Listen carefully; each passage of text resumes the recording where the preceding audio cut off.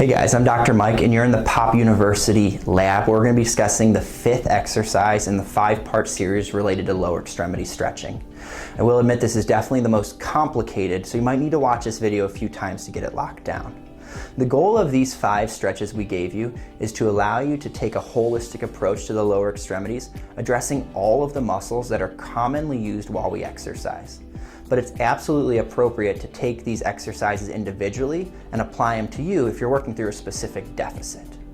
The exercise we're going to do here today is going to be called the world's greatest stretch. And the reason it has that name is because it addresses a lot of structures.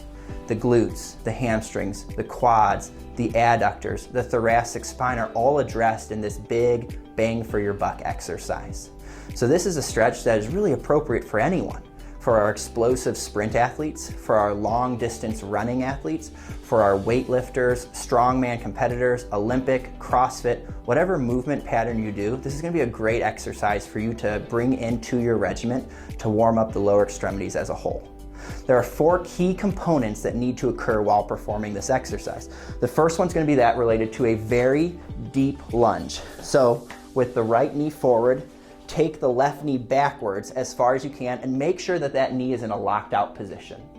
From there, on the arm with the same side as the locked out, you're actually going to drop it onto the hand for balance. This is the first part of this exercise. The second part is to actually make sure that the glutes are firing, as they're going to lock the hips and allow us to start getting a really good stretch. So squeeze those glute muscles as tight as you can. The third part is actually to take your knee on this upside and you're going to push it out, away. You're going to feel it open up in the adductor or in the hip flexor. You can even use your elbow on this up leg to push it out and further assist with that. From this position, you can start bringing in the rotational component, which is going to address the T-spine. So take your hand, reach across body, and then take your hand, reach up over the body. The recommendation is that when you're doing the reach across body, hold it for at least 18 seconds. That's where you'll start getting that permanent change or stretch. And then when you perform into the reaching back and over, do the same thing, holding for another 18 seconds, allowing you to perform this to get the greatest amount of stretch and mobility that we can access while performing this specific exercise.